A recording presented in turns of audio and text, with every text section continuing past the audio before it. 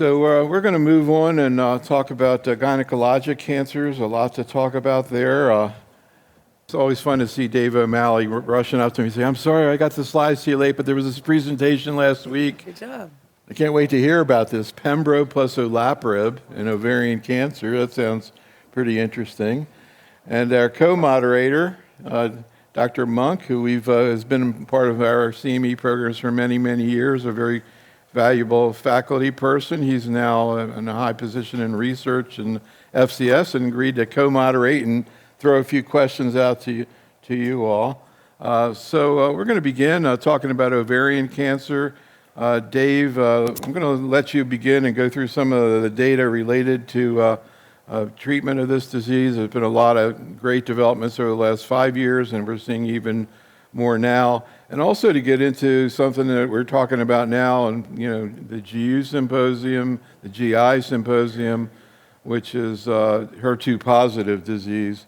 And now with the pan-tumor approval of TDXD, HER2 has become an issue almost in every solid tumor, plus other anti-HER strategies. So Dave, let's go through some of the data. Well, thanks for having me, and really appreciate seeing everybody today. Really excited to discuss some of this new data and some of the older data. We really have three main questions we ask in first-line ovarian cancer. Should we use neoadjuvant or primary debulking? Should we use BEV? The decisions we have to make right when we meet the patient. Based on those decisions, then we have to make decisions once we've completed, which we started calling it induction chemotherapy. I don't know if I like that term, but it's the cytotoxic chemotherapy with or without BEV. Then the next decision is, do we add PARP inhibitors? Well, that paradigm is being called into question with some recent data that we'll get into. One of the things we really were worried about in looking at groups of patients were PARP inhibitors actually hurting some of our overall survival based on most likely some induction of platinum resistance. So the PRIMA data was just presented by Antonio Gonzalez-Martin at last year's ESMO, which really looked at that group of patients, a high-risk first-line ovarian cancer patients who were randomized to niraparib versus placebo. And this is the update. Now we have 6 years of survival. And on the far left, you see the overall population, but really look at the HRD and the HRD test negative or HRP population. I want to call your question into now, again, 6 years of median follow-up and where the tails of the curve here are. These are patients that most likely are cured beyond at this point. This is progression-free survival. And you see that you have more than doubling of those that have not recurred in the HRD population. But unfortunately, we haven't seen that same benefit in our HRD test negative or HRP population. And we also presented the overall survival. I tried to compare as best I could apples to apples here, looking at the HRD population. And the far left is the PRIMA overall population, where you see no difference in the overall survival. Now, I had to take out the slide that really compared to the crossover rate across these different trials.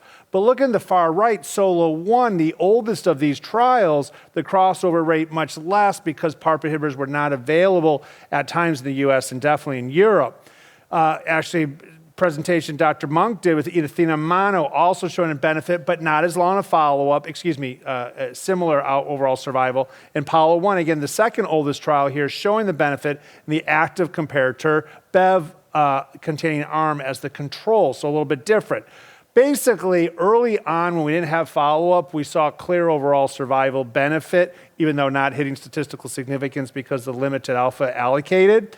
But we're now seeing that there's not detriment, which we were worried about due to the concern of induction of resistance. So DUO was actually presented last year. DUO 3-arm trial. All the trials we discussed are going to be carbapaclitaxel backbone, and then utilizing now IO agents or PARP inhibitor or the combination. That's exactly what DUO. So we presented this last year and we weren't very excited about it. And then the updated here was this past ESMO. And we see that there is some difference, but the comparator arm is wrong. It's a control here. We know the comparator arm should be either BEV or the comparator arm should be PARP. In this case, we have all patients in DUO receiving BEV. Again, different than the other trials. So we weren't very excited about these results. And just to remind you, when we look at the HRD test negative on the right, we see that there may be a hint there, and I brought that up last year when we discussed that. On the HRD test positive, we're really just looking at probably the benefit of PARP inhibitors, but not much benefit added of durva. Again, when we look at these groups, you see the overlap across there. So there wasn't much excitement. Brad actually presented the Athena combo arm at last year, looking at rucaparib, another one of the PARP inhibitors, comparing rucaparib-nivo in this instant, and the active question was against rucaparib by itself. And you see here the combination of all three arms that we looked at. So the bottom is the placebo, the middle is rucaparib-nivo, and the top is rucaparib. So actually, we saw potentially harm here. And we look at this group, some of us wanted to utilize PD-L1 testing as a primary analysis, but even in that group of patients, we're not seeing any difference. So the question really was, at that point, we're like, okay, it's dead. IO is dead in the first-line ovarian cancer. Then we had two press releases within 2 weeks of each other this past December, telling us the first trial, which is looking at niraparib, okay, versus and Key-Link, which we'll go over more into. So both these trials were announced negative. Both the comparison, the unique thing about first, we're looking forward to seeing that this year, is that the comparator arm is PARP inhibitors, while Key-Link, the comparator arm, was placebo. And when we look at this group, the reason I kept this slide in here is to show you that 50% were CPS positive, greater than or equal to 10, okay, and at the bottom, about 45% had received Bev. This one was physician's choice. And we look here, I use these slides from the presentation.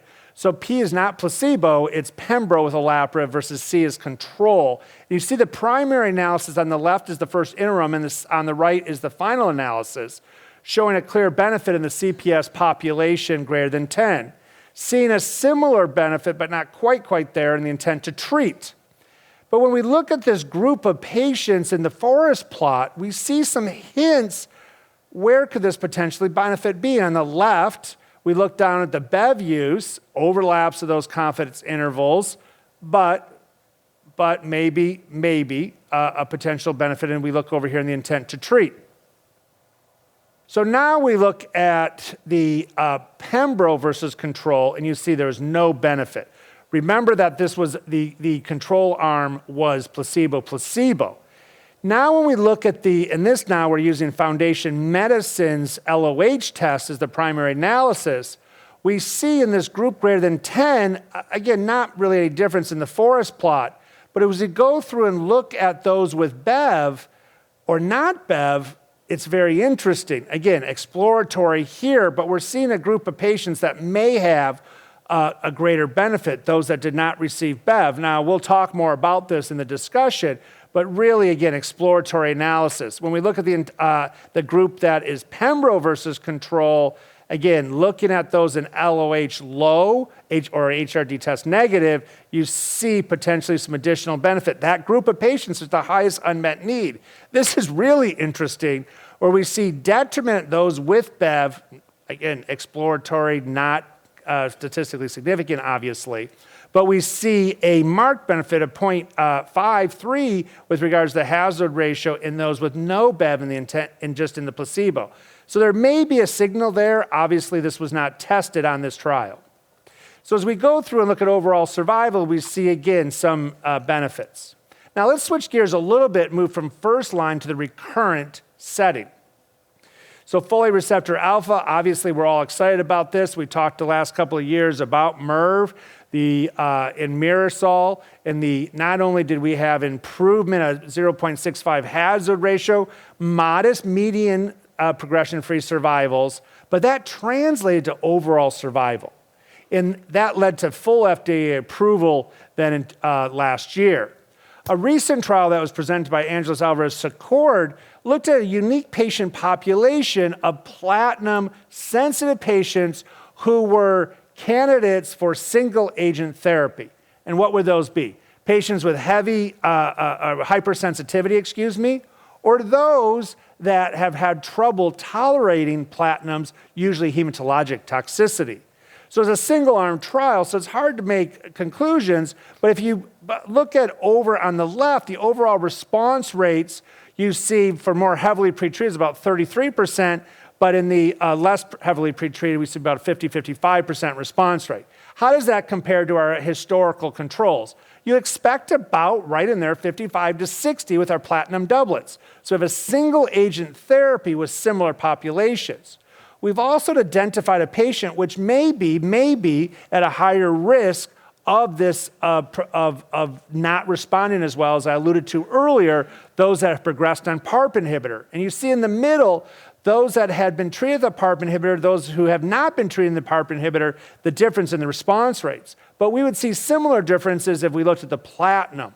So we now potentially have an option in patients who are not eligible for a platinum doublet.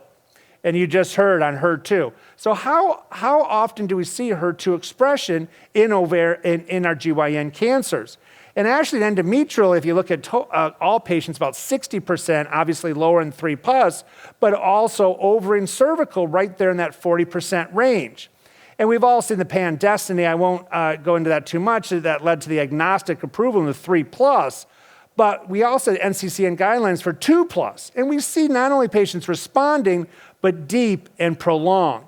But this to me is the most interesting. And Neil, you heard me say last year, listen, let's do the math on it. The 2+ versus all comers had the same population. And this is exactly what we saw at last year's IGCS.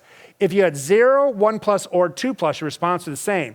3+ clearly was a differentiator across these trials. And I just want to introduce this because I could have done 20 slides just on what's going on in the future. But Cadherin-6 is clearly a marker. Katie Moore presented this last year at ESMO, where we saw almost a 50% response rate with almost all patients having disease regression. And that's led to one of the trials that we have in the GOG, which is REJOICE, which we're doing a dose optimization and then a randomization in a platinum-resistant cancer population. Now, this is enrolled so well, we actually had to put it on pause for the dose optimization. We were hopefully going to do a seamless, but because we enrolled so quickly in the phase 2, this trial is currently on pause as we wait for that data to have which dose we're going to move forward to. So thank you for your time. Look forward to the discussion. So I want to kind of go back to upfront management of ovarian cancer. In a second, I want to see what Brad's doing in his practice, and also if he has any questions or any discussion points for the other two here on the stage. But Brian, can you talk a little bit about how you approach a patient who has, BRCA 1 or 2 up front, choice of PARP, and whether or not you use BEV? It's a great question. It's something I think that's still evolving. And thanks for inviting me today, Neil. I think it's clear in those patients with a BRCA mutation in the first line, they need a PARP inhibitor. And traditionally, as far as my choice, I'm either going with olaparib and niraparib. But what's compelling to me and what we're still trying to further elucidate is from the PIOLA data whether or not we should be adding bevacizumab to this population. I've started doing it because I do think that I like the PIOLA data. I think that there's a benefit there. I haven't seen much more toxicity in adding BEV to that regimen. So in carefully selected patients, those that I think can tolerate an extra drug, those that are maybe a little bit worse disease, I am incorporating the 4, but I'm definitely getting the PARP inhibitor in those patients.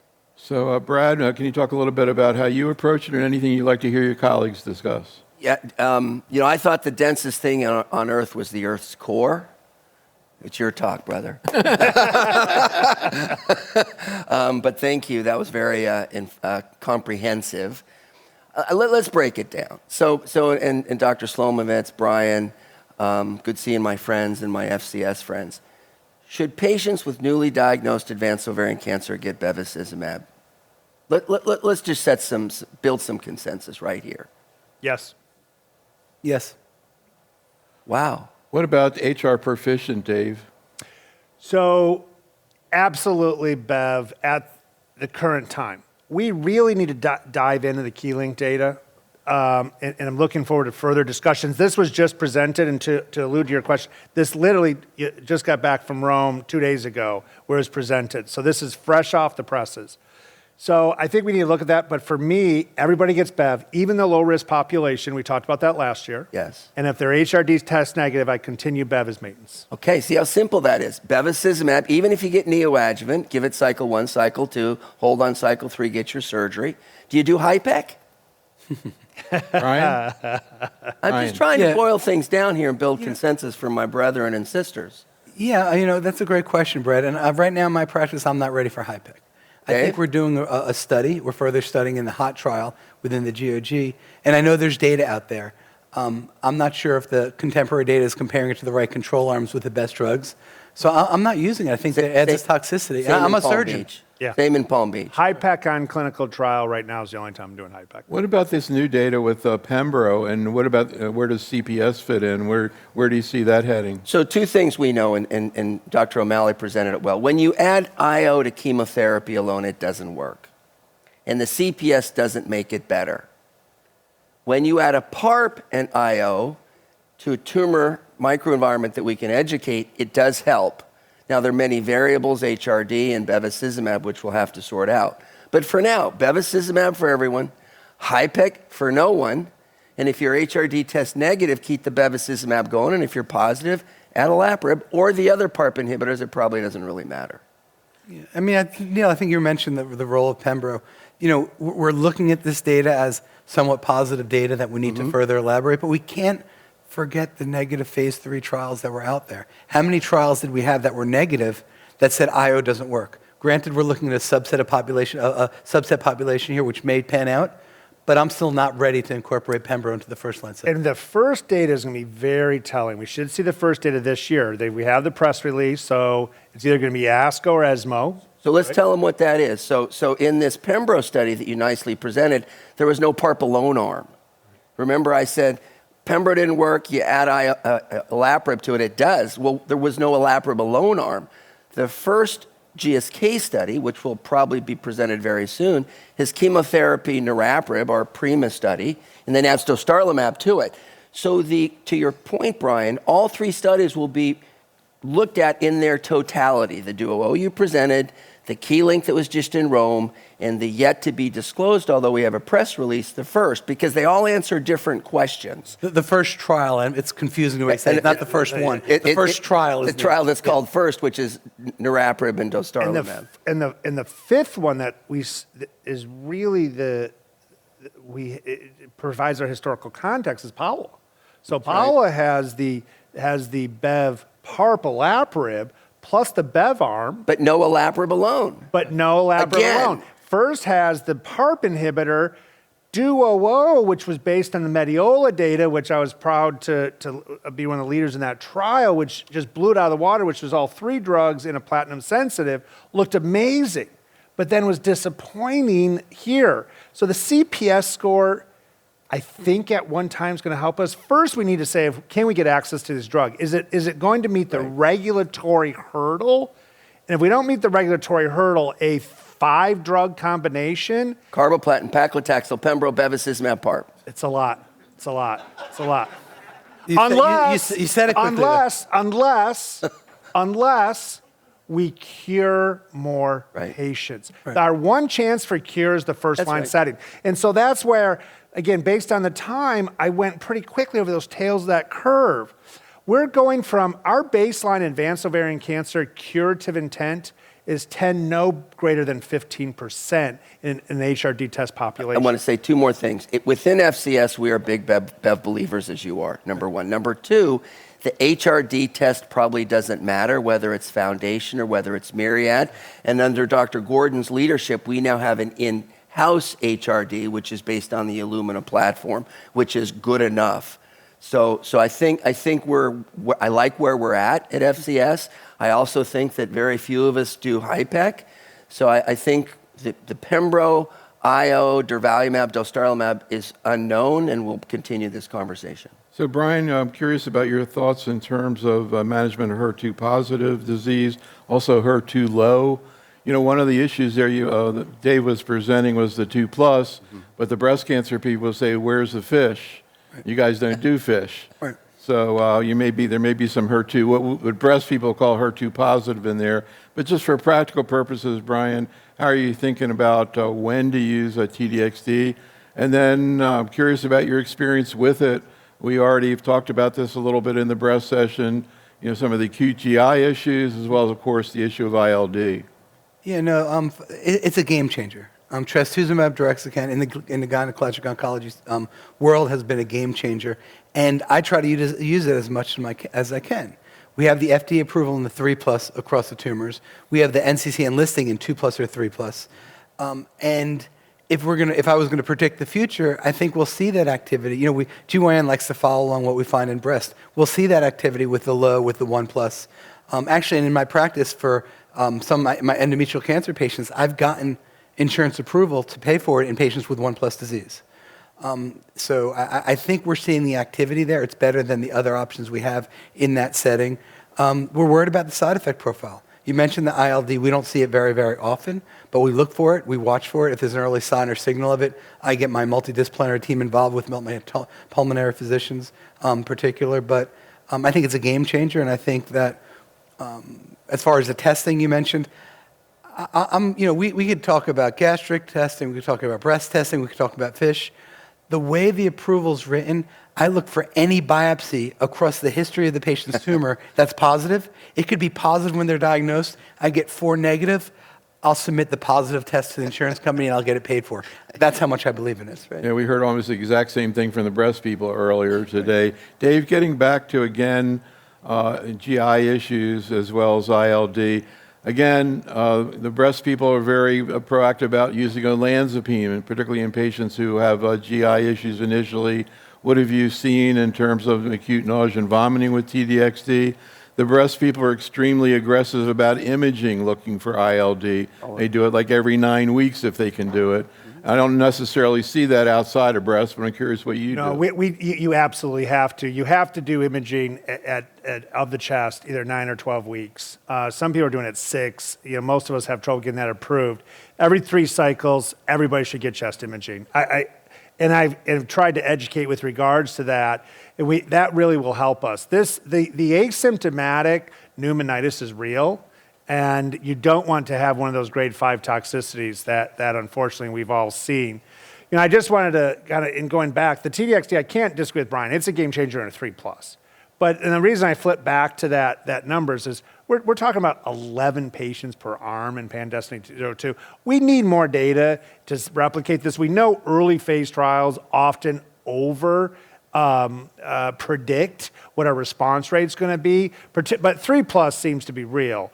But the rest of it, we have to figure it out. But it's highly emetogenic to what you said. So we use the highly emetogenic chemotherapy, the 3-drug regimen, NK1, 5-HT3 index, and Dex and 5-HT3 on days 2 and 4, and escalate to olanzapine. So we do that. It's in our OncoEMR order set, and we do it just like the breast cancer doctors like you have taught us. And it's absolutely. The other thing you have to look for is that, you will see grade 3 diarrhea. So, you control their nausea, but don't forget, and they often present to that week 2, you think you're out of the woods. That's right. And then they call you with diarrhea. So lots of different things we have to keep in mind. Mm-hmm. All right, let's move on and talk a little bit about endometrial cancer and cervical cancer, Brian. Yeah, no, thank you very much, Neil. And again, it's a pleasure to be here. I'm probably one of the few, if only, I didn't walk here today. I can walk to my office, right? It's a beautiful new cancer center we're building right off of 30. It is incredible, beautiful. Yeah, Wow. Amazing view. It's going to be great. So, and thanks for the easy commute. But I think the difference really in endometrial cancer in particular versus ovarian cancer is we're making great strides, and it's probably a little bit less controversial, which is really nice. So we know we're getting a clear answer how to treat our patients. So let's dive into endometrial cancer first, and then we'll go into what's the latest and greatest in cervical cancer. This is traditionally how we treated these patients, carboplatin and paclitaxel. This study took about 7 to 8 years to do. It took about another 7 to 8 years to get it published. But it demonstrates how carboplatin and paclitaxel became the preferred regimen. David Miller led this trial. We could see it was a non-inferiority trial. It beat TAP, not for activity, but in decreased toxicity. And that's how we became the standard of care. PFS median was 13 months, overall survival of 20 months. Clearly, we needed to do better. Then, based on a series, I'm not going into it, but based on a series of the recurrent trials, where we demonstrated that immunotherapy was needed to be given to all patients before they died from their disease. If they were DMMR MSI high, we know the second-line data was for single-agent pembrolizumab or dostarlimab. If they were MS stable or pMMR proficient, then it was pembrolizumab. We then did a series of trials, 4 randomized phase 3 trials, which this summarizes the 4, using IO in combination with carboplatin and paclitaxel to see if that could change the world, to see if that could make a difference. Really cool. Our international collaborations allowed us to do 4 trials at the same time. Even cooler is that we did this during COVID, so we're able to get some trials done during that period of time. Here are the 4 trials. NRG 018, this was led by Ramez Eskander, looking at pembrolizumab as the IO agent being used. GOG 3031, the Ruby trial, this was led by Dr. Mirza, looking at dostarlimab as the IO agent. There's a part 2 to this we'll talk about briefly, adding in a PARP inhibitor into this setting. DUO-E, led by Shannon Weston, 3041, looked at durvalumab, and they also looked at PARPs to see if that would play a role in this setting. And finally, the 10 trial, led by Nicoletta Colombo, looking at the PD-L1 atezolizumab to see its impact difference. 4 studies, 4 positive trials. The 2 on the left, in March of 2023, they changed the world overnight. One after the one presentations at SGO, simultaneous publication in New England Journal of Medicine. The other 2 studies look in JCO and Lancet. And here are the results. Here's highlighting the DMMR population, those that are very, very responsive, the hot tumors. You can see here it's a no-brainer. Carboplatin and paclitaxel plus IO agent has hazard ratios as low as 0.28 in the Ruby trial, 0.30 in the GY018. GY018 stands up by itself because it was statistically designed to look at 2 populations separately, the DMMR and the pMMRs. However, all studies are consistent. We also say one thing here we could say, looking forward, you probably can't get better than these curves. So when we talk about adding PARPs, it'll probably be more for the pMMR population. Here's the pMMR population. We could see not as positive, but still showing a difference. GY018, a hazard ratio of 0.54, Ruby trial 0.76. The summation of these trials led to an all-comer approvals with dostarlimab, all-comer approvals with pembrolizumab, both in the DMMR and the pMMR setting. So what can we do? What can we do? And you can see the other agents are listed here, as I said. What can we do better? I don't need to go through this slide. We know what PARP inhibitors are, but can PARP inhibition, in addition to chemotherapy and IO agents, can that make a difference? 2 of the trials, parts of the trials, DUO-E looked separately, adding a PARP in addition to the durvalumab. We could see the curves here. When compared to the control arm of chemotherapy, durva alone has the hazard ratio of 0.71, and we saw that to be slightly better, 0.55, with the durvalumab and the olaparib. Not statistically designed to go head-to-head, but when we looked at the data, the hazard ratio of the triplet, the chemotherapy with durvalumab and olaparib, had a hazard ratio of 0.78 over that of durvalumab alone. Again, suggesting that there may be a role of adding PARPs into this setting. Another trial, Ruby Part 2. Now the difference here is, in the DUO-E, the 3 arms were randomized and accrued at the same time. Part 2 happened after the fact. We added it onto the study after we were doing the head-to-head IO versus placebo with the chemotherapy. But here we wanted to look at what was the effect of niraparib in addition to dostarlimab in this population of patients. The first thing we'll say, and I think we talked about a recurrent theme here, is some of these trials don't have the right arms or don't have the additional arms. It's really tough to look at these 2 curves without a curve of chemotherapy with dostarlimab alone. But when we add in the pMMR setting, adding dostarlimab, niraparib, and chemotherapy versus chemotherapy alone, we had the hazard ratio of 0.63, which was statistically significant. Now why is this? What can we do to predict why? Do we need PARP inhibitors, or is it IO alone? This is all preliminary data. This was presented in 2023 by Mansour Mirza in the Ruby trial. You know, in endometrial cancer, we do 4 molecular subclassifications to give us a better idea how they're going to respond.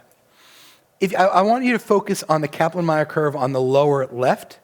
in the P53 mutated group, we could see that the dostarlimab with the chemotherapy seems to have the most effect in this population of tumors, the P53 mutated, not as much in the NSMPs, and I'll talk about that population briefly.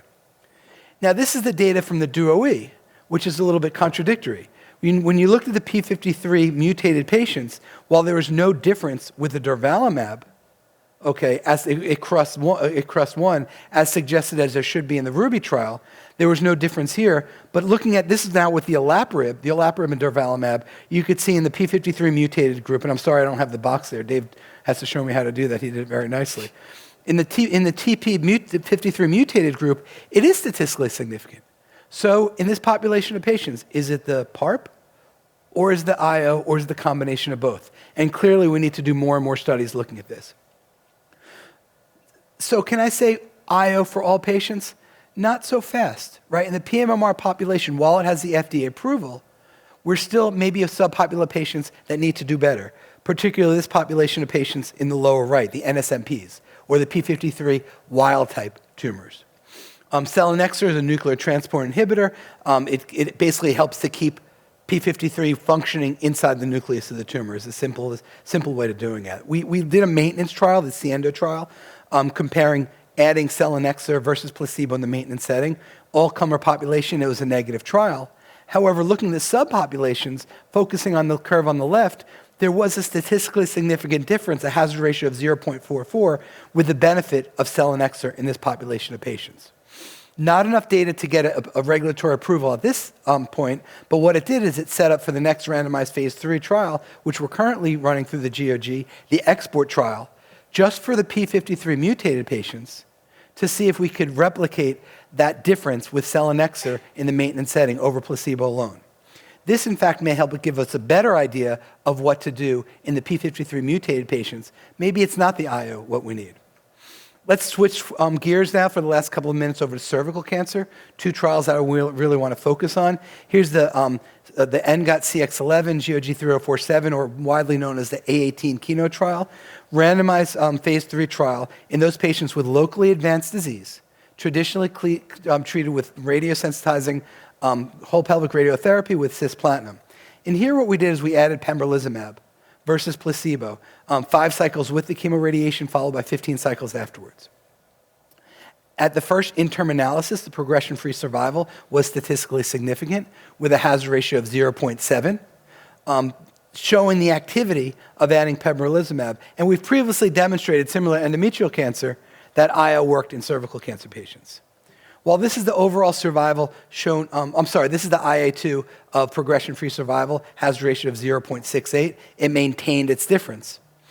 At the first interim analysis, the overall survival data was immature, not statistically significant. But when we moved to the second interim analysis, we saw the difference in overall survival.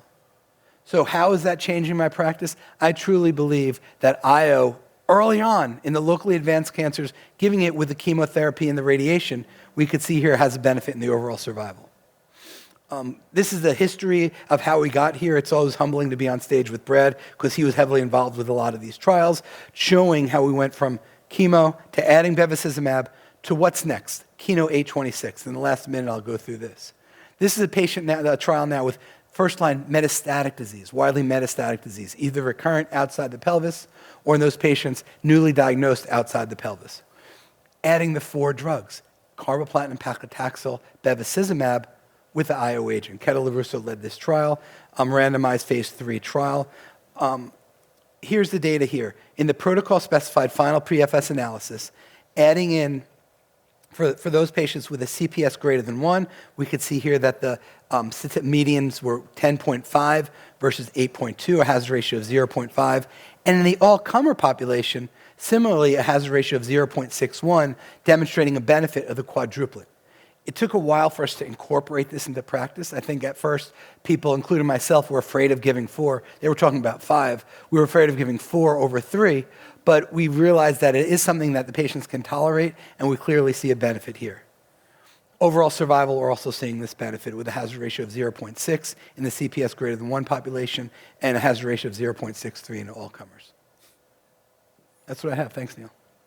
Good job. So, I'm thinking sometimes when there's so much stuff's coming at you, in a way, it's kind of like meditation to get your mind off everything. Just Dense. try to concentrate enough on what they're talking about. It just clears your brain. Okay, let's try to bring it back to clinical reality.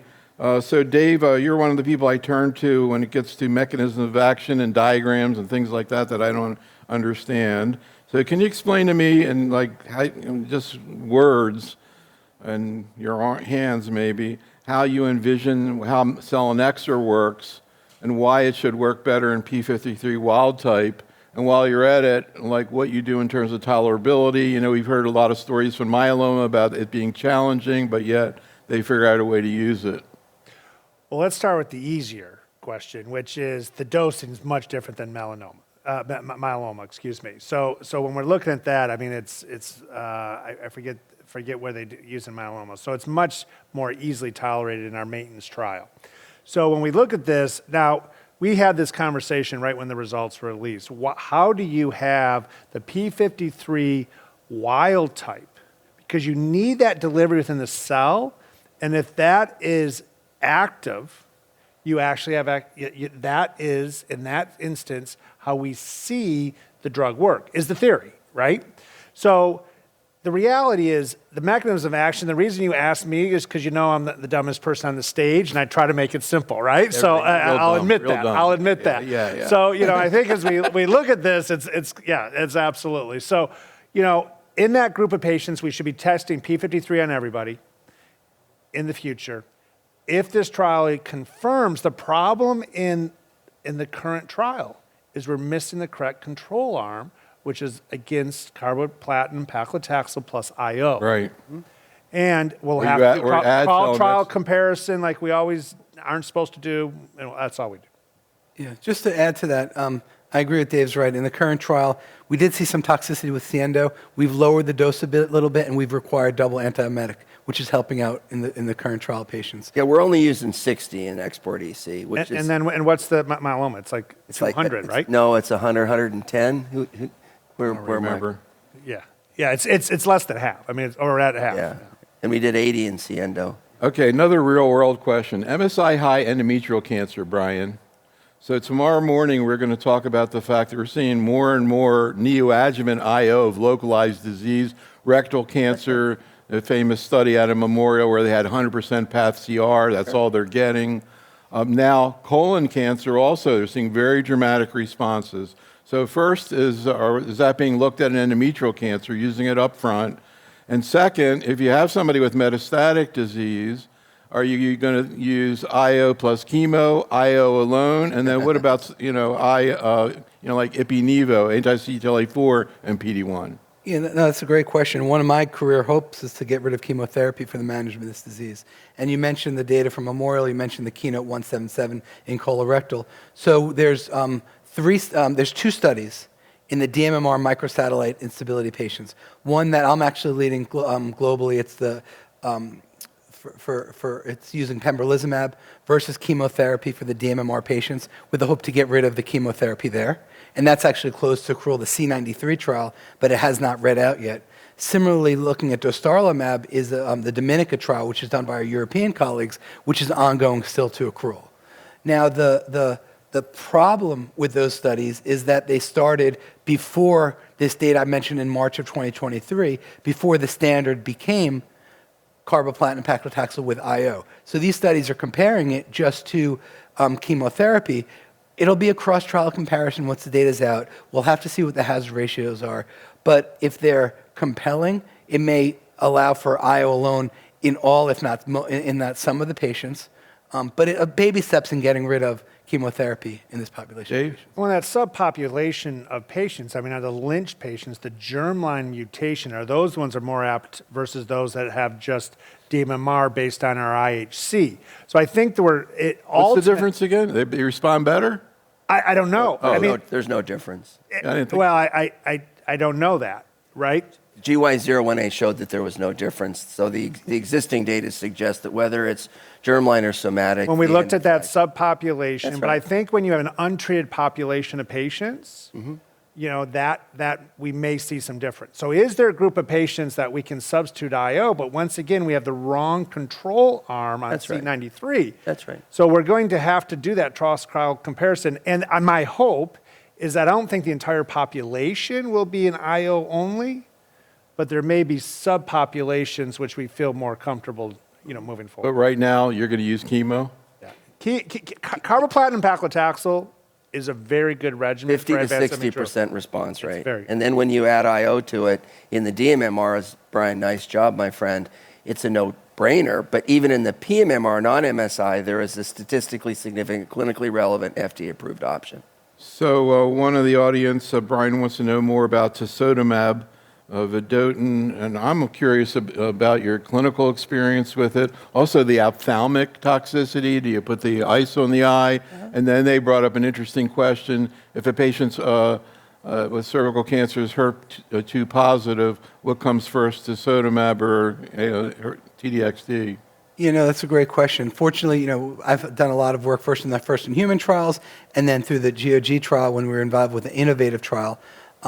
A game changer, right? It became a game changer to become the standard second-line therapy for two reasons. The trial we did was second and third line, but during that trial, IO moved to the first line, so it left a wide open space and unmet need in the second line. Overall survival benefit, a progression-free survival benefit. This control arms for chemotherapy. We know that chemotherapy and the second-line therapy for cervical cancer really doesn't work. So as far as the ocular toxicity, we saw that a lot in the earlier studies. Then what we started doing is more aggressive ocular mitigation strategies, requiring ophthalmologic evaluation, requiring the eye drops, not allowing for contact lenses. And what we see, that became much more tolerable, to the point that we're seeing very, very little ocular toxicity, at least now in practice. And not only that, when we do see it, it's often lower grade and it resolves on its own. Dave, what's your experience? You use the ice pack? Yeah, we use the ice packs. We use the drops. Probably the moisturizing eye drops are the most important, and to avoid things like contact lenses. But I was able to get our order set to say ophthalmology examination recommended, not required, and that's a very different. Many of these patient populations have a lot of challenges just getting in to receive their therapy. Many of them are under-resourced. And so the difference between conjunctivitis with TV versus, a MERV that has, it's not conjunctivitis. You see the visual changes, the corneal changes. You need that slit lamp examination.